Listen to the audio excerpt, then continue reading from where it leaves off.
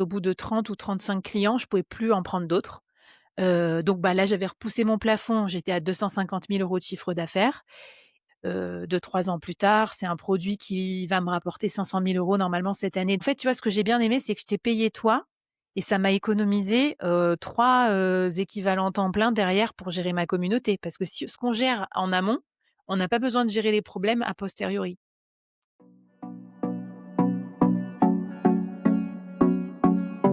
Aujourd'hui, on va parler d'un truc que tout le monde veut, mais que peu de gens savent vraiment construire. Faire moins en gagnant plus. Il y a une phrase que j'adore et qui résume tout l'épisode d'aujourd'hui. C'est que le but, en fait, c'est pas de gagner plus, c'est de gagner sans que ça te coûte ta vie ou ta santé mentale. Dans cet épisode, je reçois Flavie Prévost. Tu l'as sûrement déjà entendu dans le podcast Le Board. Ensemble, on va aller décortiquer le modèle qui a fait une vraie bascule pour elle dans sa croissance de solopreneur, son incubateur. On va parler de ce qui change quand tu arrêtes de vendre uniquement ton temps.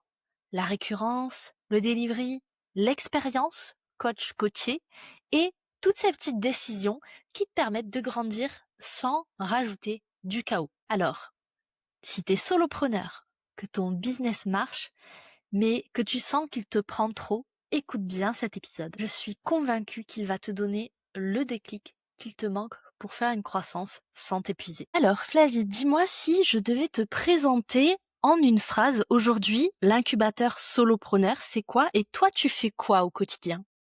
Alors moi, je dirais, que moi, j'aide les individus, donc les indépendants, comme toi et moi, à scaler aussi fort qu'une start-up, mais sans les problèmes qui vont avec. Donc sans levée de fonds, sans associés, en ayant une bonne vie, en ayant le temps d'aller, promener son chien, surfer, s'occuper de ses enfants. Et quand je me présente à des potes ou des gens qui maîtrisent pas ces sujets, parce que c'est un peu spécifique, je dis que je suis podcasteuse et que j'ai créé le premier podcast, pour les freelances et les solopreneurs en France qui s'appelle Le Board.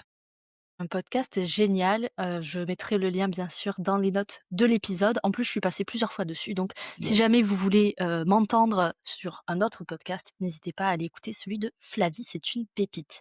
D'ailleurs, je te Aujour réinviterai bientôt parce que ce que tu explores, le sujet de, d'accélérer la delivery, en fait, de passer moins de temps à délivrer, c'est super intéressant et je crois que beaucoup de freelances ont besoin d'entendre ce que tu as à dire. Donc super, note, on va se prendre date à la fin de l'épisode. ça marche. Alors, dans cet épisode, Flavie, je voulais qu'on parle toutes les 2 de ce qu'on a fait ensemble parce que mine de rien, c'est pas rien, surtout avec le recul, avec les chiffres qu'on partagera un petit peu plus tard dans l'épisode. Moi, je t'ai aidé à concevoir ton incubateur solopreneur. Donc, la question que je voulais te poser pour initier un petit peu cet avant-après, cette grosse transformation, c'est pourquoi, quand on a bossé ensemble, c'était le moment pour toi de changer de business model, de structurer ton offre de cette façon? Mmh. Écoute, ce que j'ai fait comme étape, et je pense que c'est un peu les trucs classiques, c'est que d'abord j'ai vendu mon temps en freelance, donc j'ai gagné 100 000 € comme ça, mais je bossais non-stop, donc je me suis dit: «C'est quand même pas une vie». En fait, c'est pire que quand j'étais salariée, donc bon, OK. Après, j'ai fait des bootcamps, donc pour, passer de un client à 7 ou 8 clients en même temps. Et ça a très bien fonctionné, mais pareil, j'étais vite, pleine en agenda, en fait. Au bout de 30 ou 35 clients, je pouvais plus en prendre d'autres. Donc là, j'avais repoussé mon plafond, j'étais à 250 000 € de chiffre d'affaires et quand, j'ai développé tout un tas de trucs pour mes bootcamps, j'ai fait 7 promos, donc j'avais commencé à développer une méthode, un cours, des cours vidéo et cetera et là, je me suis dit: «Ah, c'est marrant, j'ai créé un produit pour eux, en fait, pour, après le bootcamp, pour pas qu'ils retombent à 0 et qu'ils aient quand même un petit peu de suivi» et finalement, c'était l'ancêtre de l'incubateur solopreneur parce que si c'était bon pour des gens qui avaient déjà suivi un bootcamp, c'était bon aussi pour des gens qui n'avaient pas encore suivi le bootcamp et donc là, j'ai vu que j'avais un produit potentiel, mais si tu veux, le back office à créer m'a paru, démesuré et là, j'ai eu besoin de ton aide. Moi, j'aime bien généralement payer des gens, meilleurs que moi sur les sujets pour me lancer aussi, tu vois? Pour me concentrer, pour être sûre que je vais pas papillonner, faire tout un tas d'autres trucs juste parce que j'avais peur de construire ce produit et je suis très contente de l'avoir fait parce que, 2-3 ans plus tard, c'est un produit qui va me rapporter 500 000 € normalement cette année donc tu vois que j'ai encore dépassé ce plafond de verre grâce à ce produit. Génial. Et tout à l'heure, tu nous as dit, tu commençais avec le bootcamp à avoir ton planning qui était plein à craquer. Côté énergie, côté qualité, comment est-ce que ça se passait? Comment est-ce que tu arrivais justement à gérer ces 7 promos, ces 7 cohortes Ouais. de bootcamp? Alors, j'étais quand même attentive à, tu vois, mettre un bon prix et tout ça. Dès le début, j'avais quand même un prix, on va dire high ticket, donc un prix haut de gamme. Ça a commencé à 1 000 € et puis tous les trimestres, j'augmentais de 1 000 € et j'ai constaté qu'à la fin, c'était 7 000 € et les gens l'achetaient pareil. Donc, si tu veux, le prix m'a permis quand même de pas prendre 200 personnes par an et de craquer, de finir en burn-out, mais de prendre que 36 personnes par an. Donc les gens pourraient dire: «Bon, ben, ça va». Sauf que, il y a pas que le temps qu'on passe, il y a aussi le côté répétitif de faire tout le temps la même chose. Donc moi, par exemple, tous les trimestres, je devais relancer mon bootcamp, réouvrir les places, recruter à nouveau 12 personnes. C'est sympa au début, mais quand c'est ta 7e fois, si tu veux, tu en as un peu marre. Donc, j'aime bien l'idée plutôt de l'incubateur où les gens restent avec moi pendant 1 an, ensuite ils restent abonnés. Donc on a un produit qui est beaucoup plus écologique en termes de lancement qu'un bootcamp. Voilà, donc mon énergie, je trouve qu'elle est mieux investie, maintenant. J'ai plus de temps pour la créativité et moins de temps dans la répétition. Et ça se voit, il y a qu'à regarder les sprints que tu lances en ce moment, en tout cas au moment où on enregistre l'épisode. Pour vous teaser un petit peu, on a fait un sprint sur, créer ton offre signature. Là, on est en plein dans un sprint sur, l'IA, les agents IA. On en reparlera dans le podcast et là, le mois prochain, on va attaquer un sprint, si je dis pas de bêtises, sur, le vendre en vidéo. Voilà, bah, tu vois l'énergie en fait, le temps que j'ai retrouvé en créant un produit encore plus scalable, je l'ai réinvesti dans être encore plus créatif pour rendre mon produit, l'incubateur meilleur et franchement là, c'est la 3e année et c'est clair que les retours que j'ai, sont ouf. J'ai 70 de taux de réabonnement d'une année sur l'autre donc je pense que c'est vraiment important, voilà, de se dire que le temps qu'on passe à délivrer, c'est pas du temps qu'on a pour réfléchir à améliorer nos produits et nos process. Donc il faut vraiment toujours se garder du temps pour cette réflexion qui est fondamentale. D'accord avec toi et ça, c'est pas, l'intelligence artificielle qui va pouvoir, le faire à notre place. Elle peut être là en support, mais si on part du principe que, l'IA va faire des choses exécutives, puis stratégiques, puis va bosser sur la vision, au final, quand on va devoir pitcher notre projet, notre offre, notre business, qu'est-ce qu'on va dire au final si c'est l'IA qui fait tout? Non, mais c'est clair, elle a souvent de très mauvaises idées, produits parce qu'elle confirme, ce que toi tu penses, et cetera. Et moi, j'ai remarqué que mes meilleures idées de produits, elles sont arrivées d'une part quand j'étais en vacances, donc Mmh. quand on n'a pas tout le temps la tête dans le guidon. En fait, quand on est en delivery permanente, on peut pas avoir d'idées, pour la suite parce qu'on est coincé dans la roue du hamster quotidienne. Et d'autre part, ça arrive aussi quand on prend du recul, quand on regarde les produits des autres et cetera. Donc il y a une façon de regarder son échiquier concurrentiel. Voilà, moi j'ai remarqué qu'il y avait beaucoup de formations, mais il y avait peu d'espace de passage à l'action et moi ce que je crois que les freelances et les solopreneurs, ce dont ils ont besoin, c'est ils ont déjà la tête farcie. Ils écoutent mon podcast, ton podcast, machin, ils savent quoi faire. Ils ont juste pas le temps de le faire. Donc moi je me suis dit: «Ah mais c'est ça en fait mon produit». C'est qu'en fait tous les vendredis de 14 à 15, on prend 1 heure pour faire un truc ensemble et ça a beaucoup de valeur et finalement ça a plus de valeur que, une formation avec, 50 vidéos que tu regarderas pas. C'est ça, parce que même si tu restes abonné que 1 an, ça fait en moyenne, 50 à 7 sur l'année. Bon, moi, j'y suis depuis le début, donc ça fait 3 ans, donc je commence à en avoir pas mal. Mais c'est vrai que c'est hyper intéressant de se dire: on alloue ce temps-là pour construire des actifs, voire des passifs parfois, pour notre business. Tout à l'heure, tu parlais, des symptômes qui t'ont fait te dire: «Bah, là, peut-être il faut que je change, que je passe d'un bootcamp à un autre format que qu'on a affiné avec le temps, toutes les 2. Mais du coup, moi, au niveau des symptômes, ce que j'ai retenu, c'est l'agenda qui craque, l'énergie qui commence un peu à se lasser au bout de la 7e, promo et puis il y a autre chose aussi qui est hyper important, qui est très spécifique à toi, c'est, les saisons de surf. Il fallait que tu aies du temps pour pouvoir aller surfer. Exactement. Bah oui, tu mets ça à vacances scolaires, saison de surf et tout ça. J'ai une activité assez saisonnière. Même Nantes, la ville où j'habite, c'est assez saisonnier en fait. L'hiver, c'est un peu plus mort. L'été, il y a plein de choses à faire. Voilà, donc moi, c'est sûr que, bah, je pouvais pas faire de bootcamp, l'été. Donc c'est un gros manque à gagner, quoi. C'était peut-être, 80 000 balles en moins, quelque chose comme ça. Donc je me dis: «Bah, comment remplacer?» Et c'est en ça qu'aussi, bah, j'ai apprécié le travail qu'on a fait ensemble parce que ça m'a permis aussi de lisser ma saisonnalité quoi, d'avoir moins des lancements tout le temps et d'avoir plus des rentrées d'argent aussi tout le temps et donc d'être moins dépendante de ces gros rushs. C'est ça, et de pouvoir choisir quand toi tu veux mettre un pic au niveau du lancement, au niveau, commercial, marketing, en faisant des opérations, des masterclass et cetera, et en mettant un petit coup de collier. Mais ça, c'est pas pour faire survivre ton business, c'est au contraire pour le kiff de la créativité, pour le kiff des opérations et pour aller chercher plus loin sur d'autres sujets. Ouais, puis moi, il y a un truc qui est clé pour moi, c'est les revenus asynchrones. Pour moi, la clé de la liberté, c'est pas gagner plus, c'est gagner de façon indépendante de ton temps de travail. C'est-à-dire que je peux travailler, je peux bourriner pendant 2 semaines, je prépare un truc et ensuite je pars 2 semaines surfer et pendant que je surfe, les revenus continuent de rentrer. Donc voilà, les gens confondent souvent quantité de chiffre d'affaires et liberté. Mais non, si je fais, 300 000 par an, mais que je suis toujours, scotchée à mes clients à la défense, que je dois aller en présentiel, délivrer ou faire des conférences, bah, je suis pas libre. Voilà, c'est ce que je cherchais à faire aussi et le surf m'a permis de devoir accélérer ça parce que sinon je pouvais jamais aller surfer quoi, tout simplement. C'était un très bon prétexte. Exactement.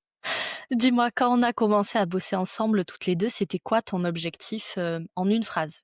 Je pense que c'était, faire le plan, d'action et être sûre que chaque semaine, je m'y colle. Tu vois? Parce qu'il y a le petit côté, je te l'ai dit en intro, distraction. En fait, on est tout le temps distrait, on est distrait par ses clients, on prend pas assez de temps pour construire son projet d'après. Du coup, il avance pas. Donc moi, je me suis mis une deadline avec toi et on a fait un plan et on avait des sprints et du coup, j'étais obligée de bosser, obligée d'être concentrée, pour pas, pour préparer nos entrevues, quoi. Préparer des sessions et pour, avancer aussi sur le côté, réflexion stratégique sur quelle est la forme que tu as envie de donner à ton offre, à ton produit pour que, bah, ça respecte ton écosystème à toi, mais aussi que ça aille servir l'écosystème de tes clients. Parce que tout à l'heure, tu disais: «Je pars 2 semaines, surfer ou en vacances et les revenus continuent de rentrer». Mais moi, ce que je note aussi, parce que je suis cliente, chez l'incubateur, c'est que les clients continuent d'avancer même si toi, tu es pas là.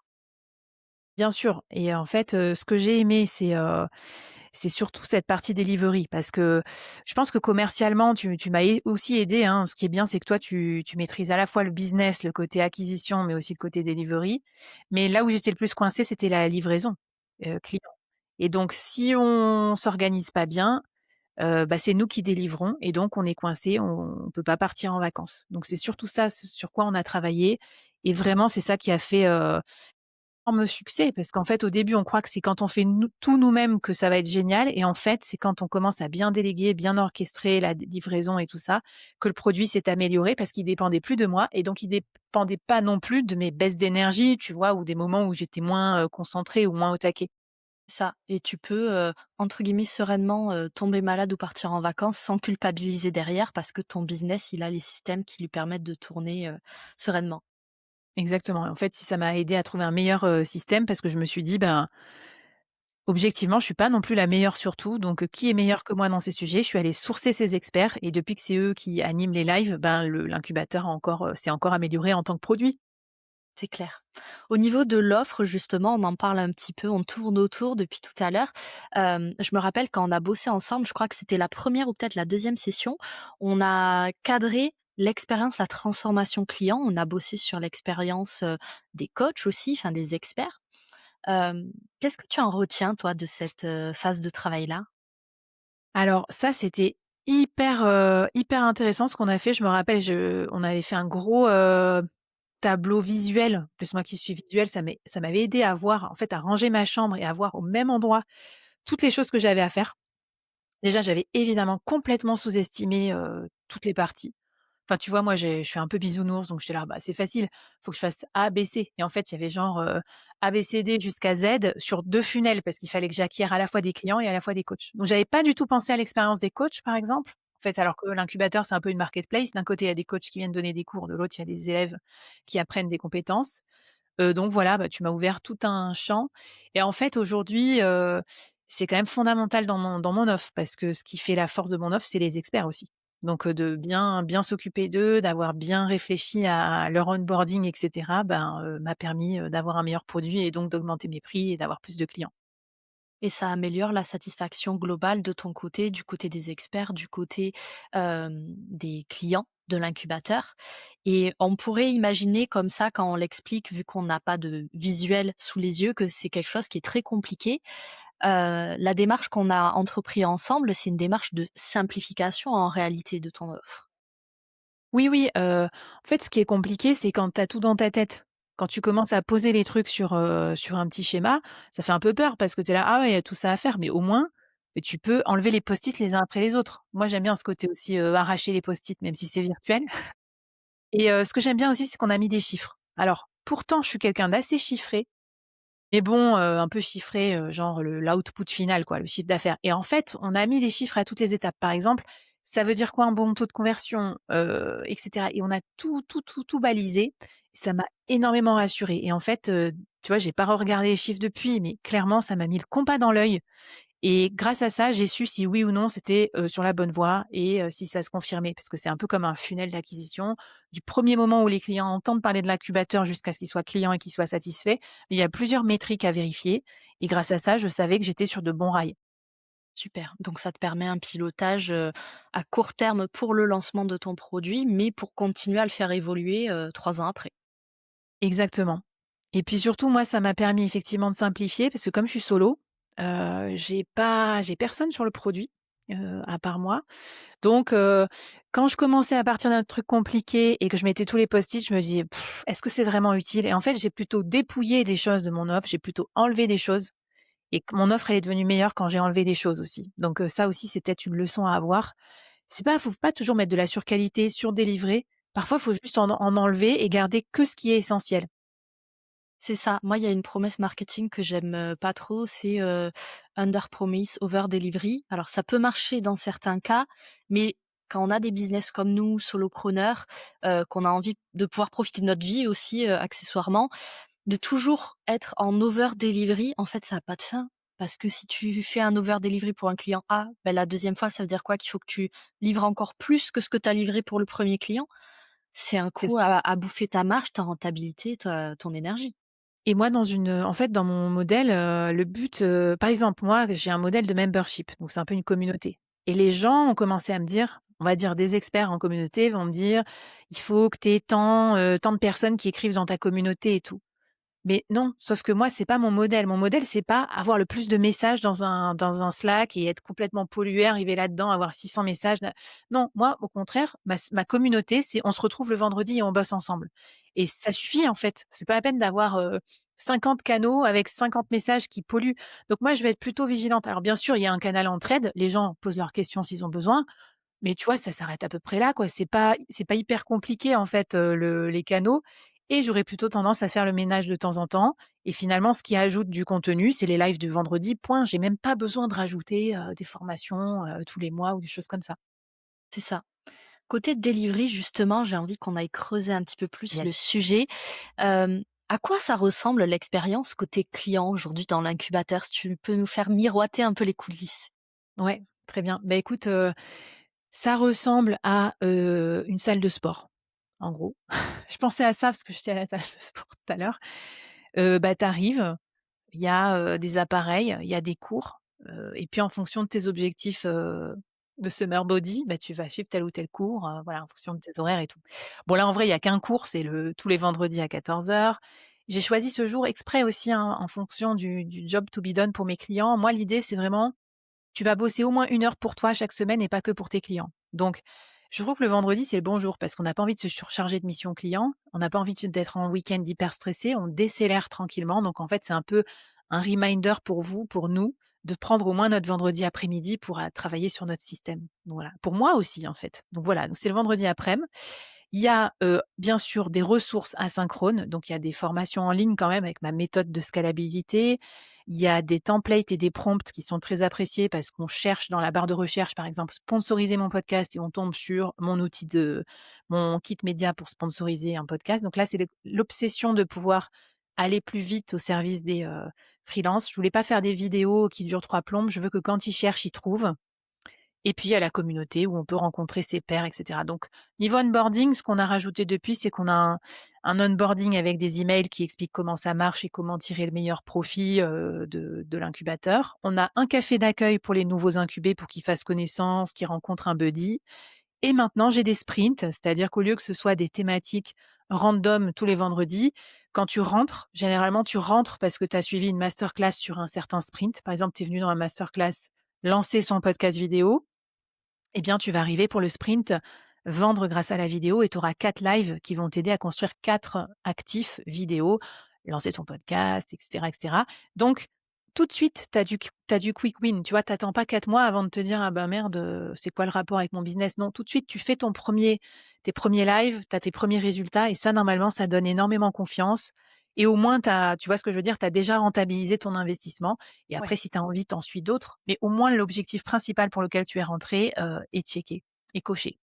Ouais, il y a des choses sur lesquelles on a bossé qui, ont été standardisées, encore une fois dans une optique de rentabilité, de maintenir ta marge la plus haute que possible. Et puis il y a des choses qui sont plus personnalisées. Je pense notamment à l'incubateur plus, qui est une nouveauté de cette année. Est-ce que tu peux nous en parler de comment est-ce que toi tu arbitres, entre ce qui va être, standardisé, standardisable et ce que toi tu veux absolument qu'il soit personnalisé pour tes incubés? Alors, je pense que ce qui est indispensable quand on a une communauté, un cours, une école, c'est quand même l'agenda. Tu vois, c'est con, mais j'avais pas d'email qui disait: «Bah, tiens, vendredi, c'est tel sujet, viens». Bon, bah, ça, c'est standardisé, avec, tous les lundis, tu as un mail, «Cette semaine dans l'incubateur, il se passe ça, vas-y, viens». Donc ça crée de la stickiness et ça donne envie de rester et cetera. Ce qui est standardisé, c'est aussi, ben, les lives. Donc par exemple, j'ai un vrai briefing pour les experts. Je travaille vraiment avec eux pour que ça soit la même qualité à chaque, cours, tu vois? Qu'il y ait pas un expert qui soit à 100 et l'autre à 10. Donc ça, je l'ai amélioré également. La plateforme, elle est pas mal automatisée, donc tout ce qui est, viens te présenter, participe, machin, ça, c'est des petites checklists qu'on a automatisées. Et après la personnalisation, c'est, je trouve qu'il y a des choses importantes en fait. Par exemple, moi je regarde les gens qui rentrent, comment ils se présentent, qu'est-ce qu'ils font dans la vie. Parce que comme ça, je peux les aider. Quand je les recroise à un open coaching, ben, je me dis: «Ah tiens, bah oui, c'est toi qui as le podcast sur, tel sujet, bah attends, je vais t'aider», parce que je leur donne du conseil personnalisé. Et puis dans l'incubateur plus, comment j'ai mis de la personnalisation? C'est que, ben, au lieu de juste participer au live du vendredi, construire ton actif, là, tu vas avoir l'expert du vendredi qui va corriger ton devoir en plus. Donc tu vois, la personnalisation, elle est apportée, mais pas par moi. Donc ça aussi, c'est ce que je voulais dire peut-être aux personnes qui nous écoutent.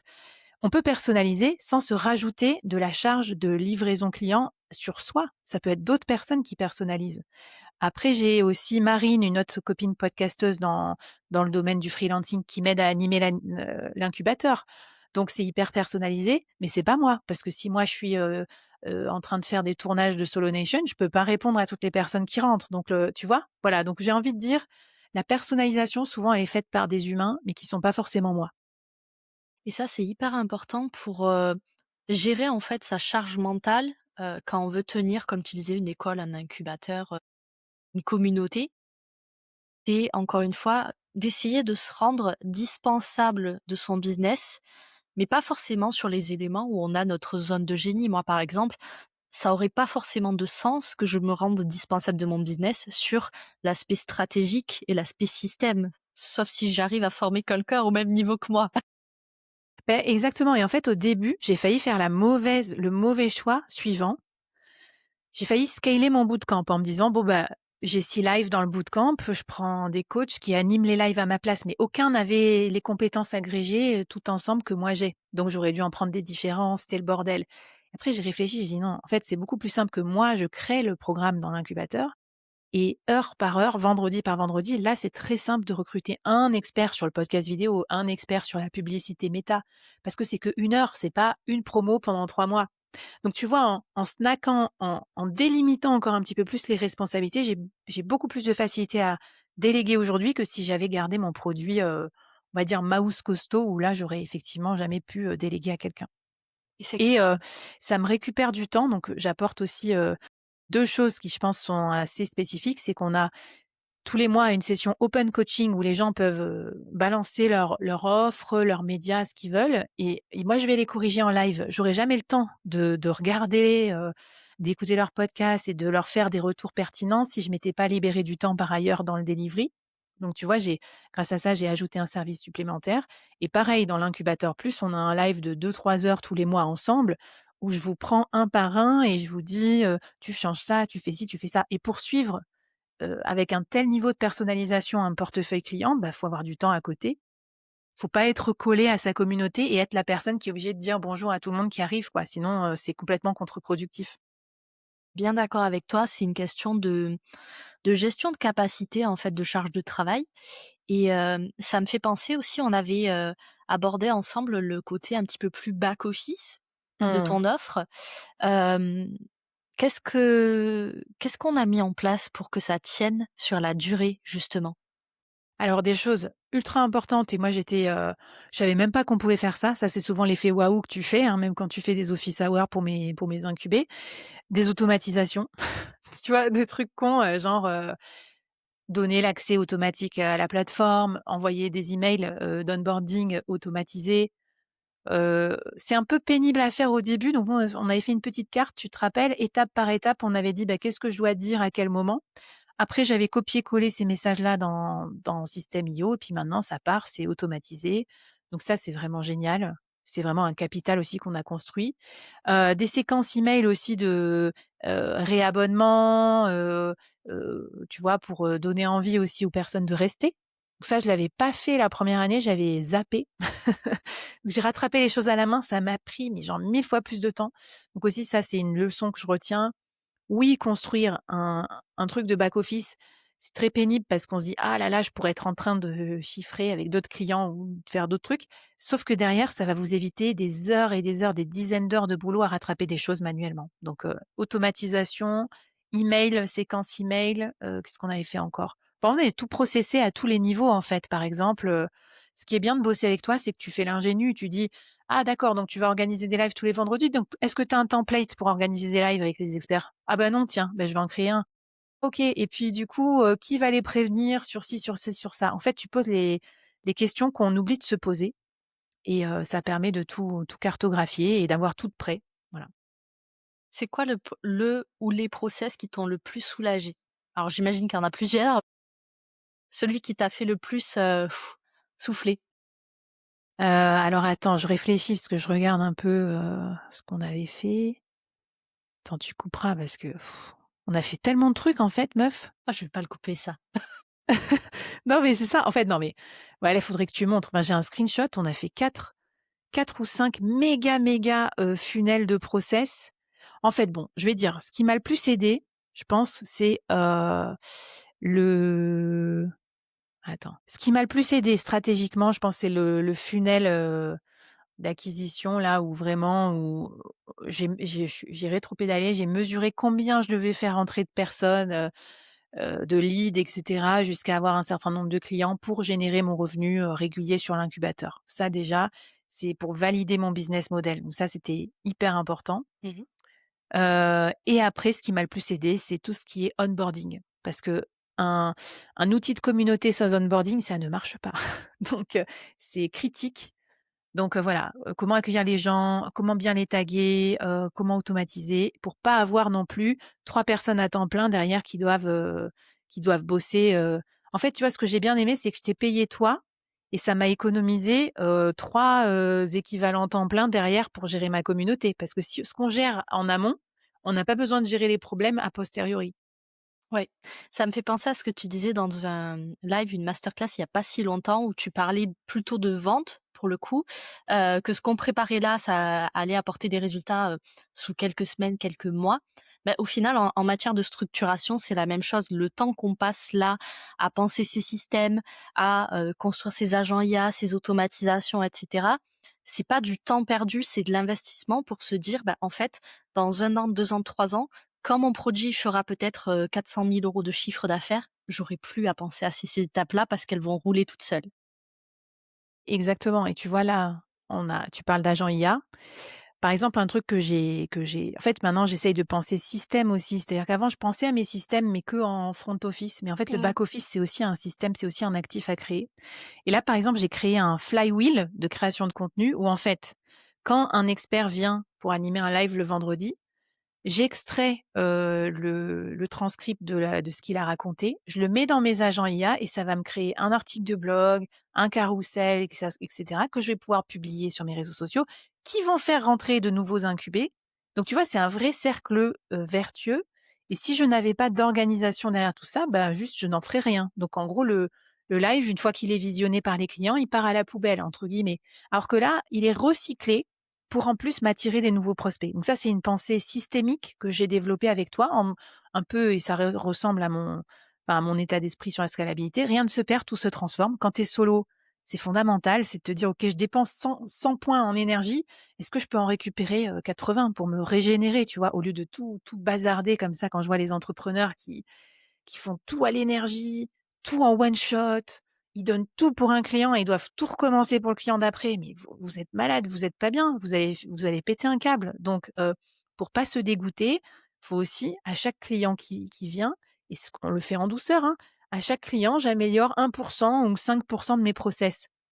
Et ben, au bout d'un moment, bah, j'ai un process qui tourne, tu vois? Tu es pas obligé de tout faire au premier client, mais à chaque fois, moi, à chaque fois que j'ai des entrées, chaque mois, j'améliore des petites choses petit à petit.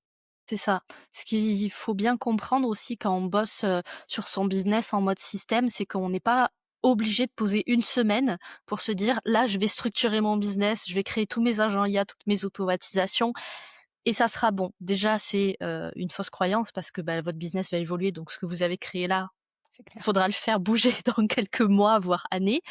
Mais en plus de ça, il faut penser, c'est la théorie ou la méthodologie des petits pas, je sais plus de qui ça sort, mais qui disait en gros: «Il vaut mieux faire une pompe aujourd'hui et faire une pompe demain et ainsi de suite, plutôt que de rien faire et de se dire: "Non mais j'ai pas le temps en fait de faire, 1 heure de sport, complètement"». Et pour votre business, c'est la même chose. Si là, vous avez pas le temps par exemple de designer tout votre, process, votre système d'onboarding, commencez par le premier mail. C'est clair. Oh, mais moi, c'est ça. En fait, les gens, ils me disent: «Flavie, comment tu arrives à faire autant de trucs?» Eh beh, je vais te donner ma stratégie.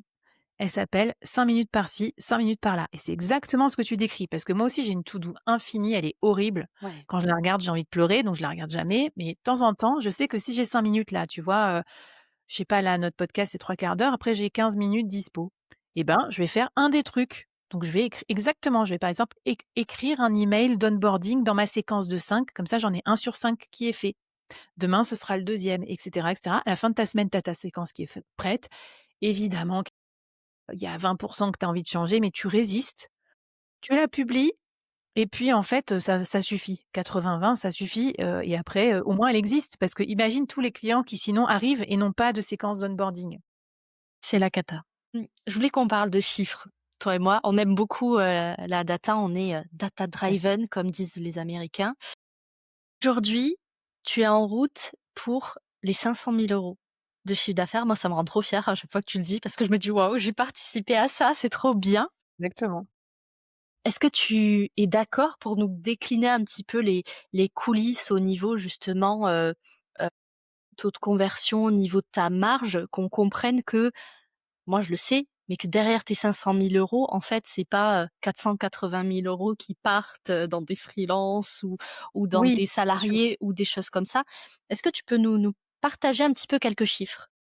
Bien sûr. Alors, premier chiffre que j'ai envie de vous partager, la montée en puissance du produit. Parce qu'évidemment, au début, un produit, ça rapporte moins que vendre son temps.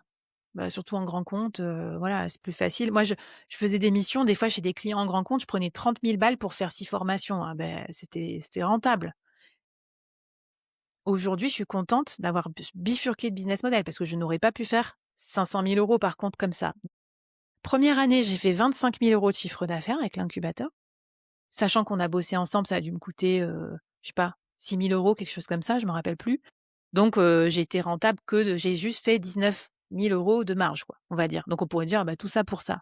Sauf que comme c'est cumulatif, beh, après mes abonnés sont restés, sont arrivés et cetera. La deuxième année, j'ai fait genre, 120 000, quelque chose comme ça. Et la troisième année, bah là, je vais faire 400 000. Il y aura une partie incubateur plus incubateur, mais on va dire sur l'incubateur pur, 250 000. Donc tu vois, ça ne fait que, en fait, il y a un effet vraiment comme ça exponentiel. Et du coup, presque demain, je pourrais me concentrer que sur ce produit, ne rien faire d'autre à côté, sponsoring et tout, et ça me suffirait largement pour, en fait, c'est assez facile. Je sais pas, tu prends 500 membres à 1 000 €, ça fait 500 000 € par an, donc ça roule. Tu vois? Donc ça, c'est le premier effet que je voulais dire. Quand tu améliores ta delivery, au début, tu es moins rentable qu'après, mais au bout de 2-3 ans, c'est la mission qu'on a faite ensemble, elle est hyper, hyper rentabilisée. Voilà. Et deuxièmement, au niveau des chiffres, et ben, même si j'ai fait fois, je sais pas combien, fois 20 niveau chiffre d'affaires, bah, mes charges n'ont pas augmenté, en fait. Elles sont quasiment restées ISO parce que, bah, ça me prend très peu de temps humain d'organiser. Donc là, concrètement, combien ça me coûte? On va dire, moi, mon business, ça me coûte à peu près 7 000 € de charges fixes mensuelles, mais l'essentiel, c'est surtout pour faire tourner mon podcast qui est mon canal d'acquisition. Et puis peut-être, on va dire, allez, l'incubateur, ça me coûte entre 1 000 et 2 000 € par mois à faire tourner, quoi, entre un peu de communauté et puis payer quelques experts. Parfois, c'est moi qui fais les lives, donc bon, voilà. Donc tu vois, ça reste vraiment léger pour un produit à très fort potentiel de scalabilité. Voilà. Donc après, ça pourra un petit peu augmenter. Si j'ai le double de clients, peut-être que j'ai le double de FAQ, et cetera, mais pas non plus, ça c'est ça la scalabilité. Ça va pas quintupler si mes revenus quintuplent. C'est ça, parce qu'en plus, ce qu'il y a de bien dans la communauté, c'est que les gens se répondent entre eux, donc même toi, ça te Exactement. sort un petit peu de l'équation en termes de support client. Ah bah ça, c'est le business model communautaire, c'est assez ouf. C'est que, bah, quand il y a un nombre marginal atteint de membres, bah, ils se répondent entre eux. Donc là, alors là, c'est le top, quoi, tu vois? Ouais. Tu as combien de clients là, à l'heure actuelle? Alors, j'en avais au pic l'année dernière, j'en avais 300. Donc j'en ai 500 qui sont passés, au total dans l'incubateur, et donc là, on est 300 et quelques, dedans, tu vois? Des choses comme ça. Il y en a quelques désabonnements, quelques réabonnements. Là, maintenant, j'ai entre 20 et 30 clients qui nous rejoignent tous les mois. Là, ça s'est aussi accéléré, et si ça s'est accéléré, c'est parce que le temps que j'ai gagné sur la delivery, je l'ai mis dans le commercial. Parce qu'en fait, bah, l'année dernière, j'étais focus sur mon produit, j'ai oublié de le vendre. C'est con, hein, mais c'est vraiment la classique. Donc j'étais là: «Oups, bah, oui, faut envoyer du trafic vers ton funnel de vente».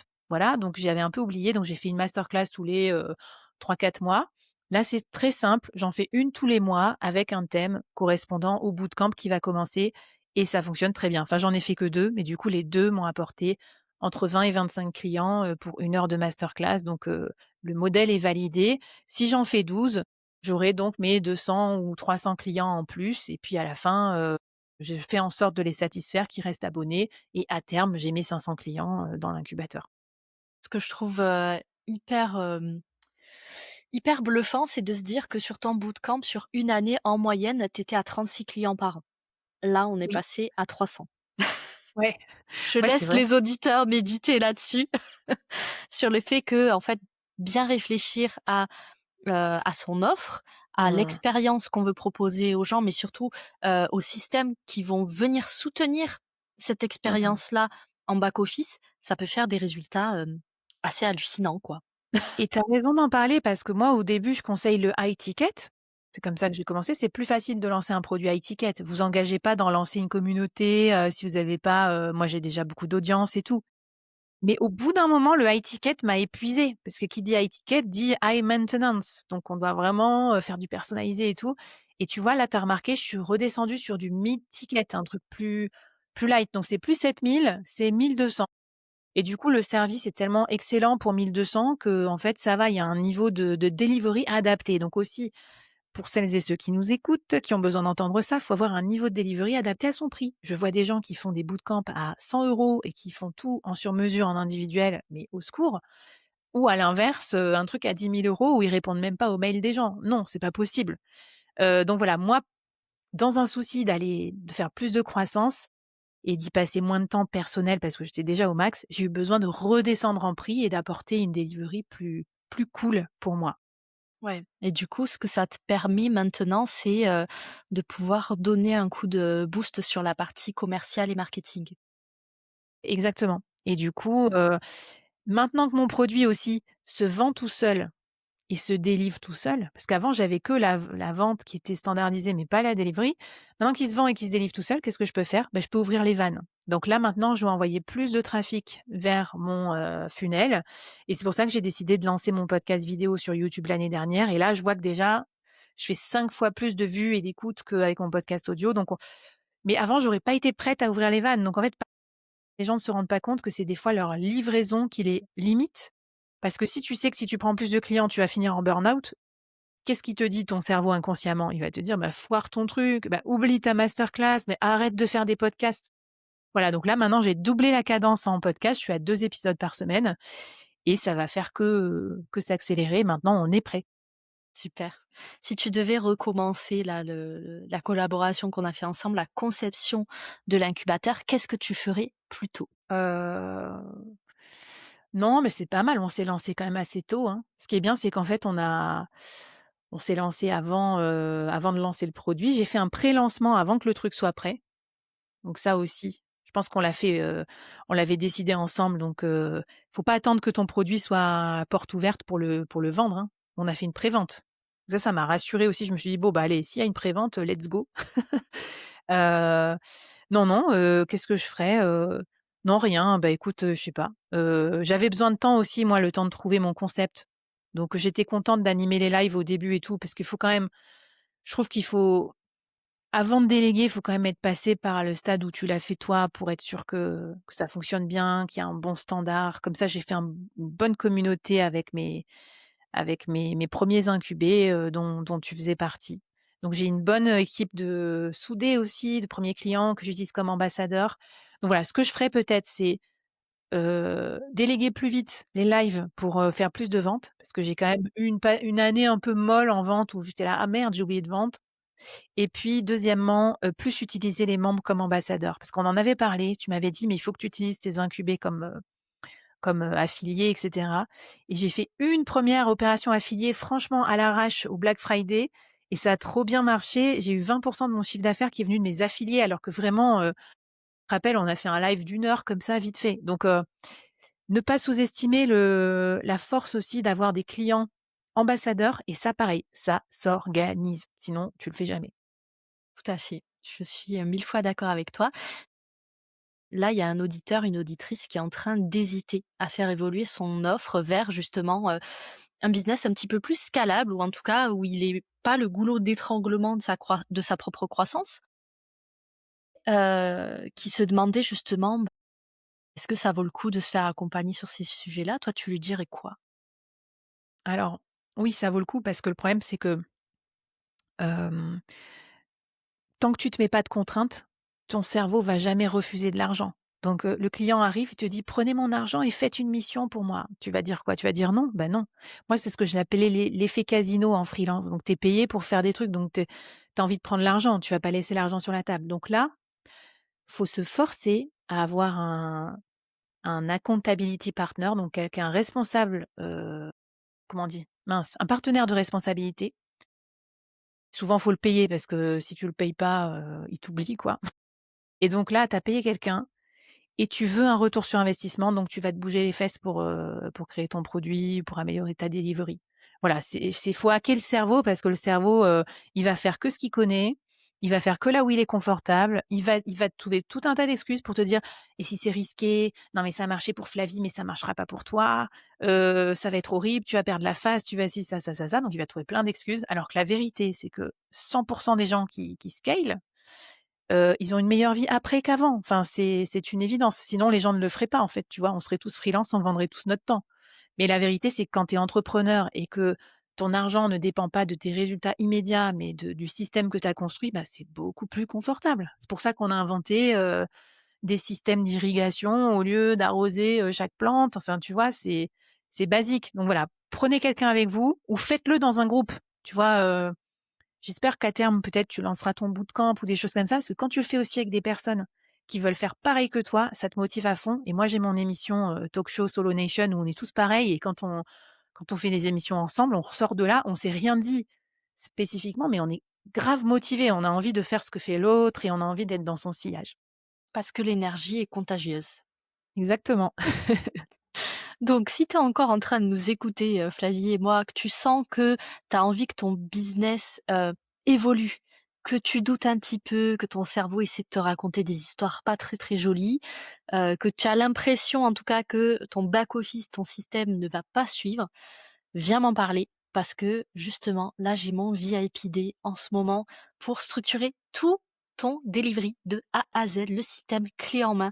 Tu peux pas rêver mieux, franchement. Il y a de l'automatisation, il va y avoir des agents IA à l'intérieur, donc franchement, viens me voir et pour le bootcamp, Flavie, on en reparlera, à tête reposée. Non, mais allez-y, hein, franchement, parce qu'à l'époque, tu avais pas ce VIP Day, mais en plus, tu peux le faire en une journée et être débarrassé. Parce qu'on va pas se mentir, il y a que toi qui adore nos systèmes et tout, mais nous, on est là, flemme. C'est génial. Donc moi, je recommande à tous mes potes, freelance de passer te voir, et solopreneurs parce que c'est tellement précieux d'avoir quelqu'un qui te prend par la main dans ces moments-là qui sont un peu des moments, un peu désagréables, mais après tu seras content de l'avoir fait. C'est ça, c'est comme un pansement, dis-toi que, tu appréhendes le fait de tirer dessus, mais une fois que tu as tiré dessus, tout va mieux. C'est clair. Est-ce que tu aurais un mot de la fin, Flavie, quelque chose que tu voudrais, rajouter dans cet épisode? Non, non, mot de la fin, c'est la magie de la vie de solopreneur, je trouve, ou d'indépendant. C'est, on peut s'entourer de gens brillants comme ça sur des expertises qu'on maîtrise pas du tout. Donc moi ma mentalité maintenant, contrairement au salariat où c'est trop chiant, on te dit toujours tes défauts et cetera. Moi, je mise sur mes forces. Moi, mes forces, c'est créer des podcasts, c'est, ma méthode de scalabilité et là où je suis mauvaise, les systèmes et cetera, je fais appel à des gens meilleurs que moi qui me pluguent le système vite fait, bien fait, comme toi tu l'as fait et ça, c'est tellement génial et c'est pour ça que j'adore bosser avec des freelances. On n'est pas obligé de bosser longtemps ensemble, mais on se fait des avancées à pas de géant. Donc voilà, moi je suis paradine sur les freelances. On bosse pas forcément longtemps ensemble, mais je prends des freelances experts qui m'aident à mettre en place des systèmes et après ce système, je le fais fonctionner sans eux, et ça voilà, ça me permet d'avoir, une meilleure vie quoi, tout simplement d'entrepreneur derrière. Génial, c'est un super témoignage et moi tu fais partie de mes clientes préférées depuis que je me suis lancée il y a 6 ans. Donc on va continuer l'aventure dans l'incubateur, peut-être un futur bootcamp sur les systèmes à voir. Mais en tout cas, Allez, merci beaucoup Flavie pour tout ce que tu as partagé pour ce premier épisode d'études de cas et on se dit à une prochaine fois dans Work in Process pour un nouvel épisode. merci. Voilà, j'espère que cet échange t'a plu. Ce que j'aimerais que tu retiennes de cet épisode, c'est que la transformation, elle ne vient pas du fait de travailler plus. Elle vient d'un truc qui est beaucoup plus puissant. C'est de mettre en place des systèmes au service de ta vision. Si je devais résumer l'épisode, ce qui a vraiment fait la différence en travaillant avec Flavie, c'est là où je suis allée appuyer, c'est-à-dire la capacité à décorréler les revenus du temps, à solidifier le delivery et à construire une expérience qui donne des résultats sans reposer sur une présence constante. Et si en écoutant Flavie, tu t'es dit, ok, moi aussi je sens que je commence à être le goulot d'étranglement de mon business, ou alors peut-être que tu t'es dit, je sais que je dois structurer quelque chose, mais je sais pas par quel bout le prendre, alors j'ai un next step hyper simple pour toi. Je propose des VIP Day. C'est une journée intensive qu'on passe ensemble où on vient poser à plat ton modèle, identifier toutes les frictions, construire une stratégie et un plan clair et concret pour que ton business devienne plus léger, plus prévisible et plus rentable. Si tu veux voir si c'est fait pour toi, je te mets le lien dans la page, dans la description. Merci d'avoir écouté cet épisode jusqu'au bout. Et encore une fois, si tu veux soutenir le podcast, abonne-toi et partage cet épisode à quelqu'un qui a besoin de remettre un petit peu d'air et d'espace dans son business. On se retrouve très vite dans un prochain épisode.